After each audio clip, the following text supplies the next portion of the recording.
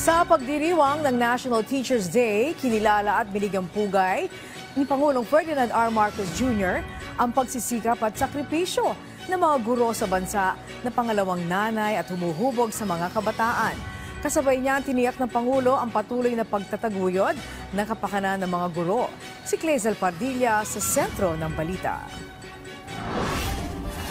Sa kabila ng kanyang stage 4 cancer, patuloy na lumalaban sa buhay at nagtuturo sa Bulihan Integrated National High School sa Silang Cavite si Teacher Marivic. Hindi po ako titigil na bigyang pagpapahalaga ang edukasyon at ipababatid sa mga bata na meron silang kakayahan sa kanilang mga sarili. Na ang edukasyon ay backbone ng ating society, kaya hindi pwedeng pabayaan. Sa pagdiriwang ng National Teachers Day, kinilala ni Pangulong Ferdinand R. Marcos Jr.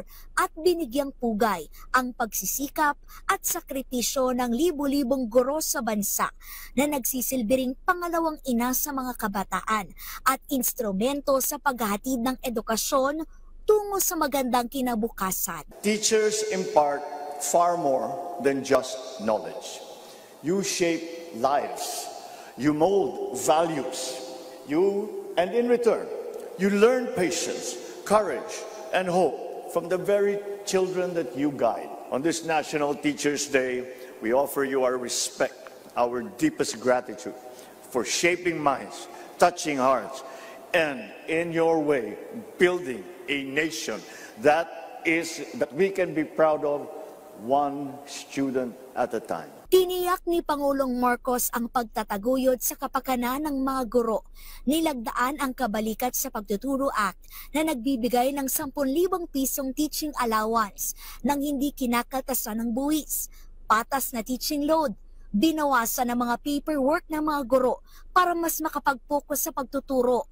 Pinairal ang Career Progression System Act na nagsisiguro na wala ng guro sa pampublikong paaralan ang magre-retiro bilang Teacher 1. Ngayong World Teachers Day, binigyan ng Presidente ng 1,000 pisong insentibo ang mga guro, habang 26.55 billion pesos na pondo naman mula sa mga flood control project ang inilipat para sa mga programa ng Education Department.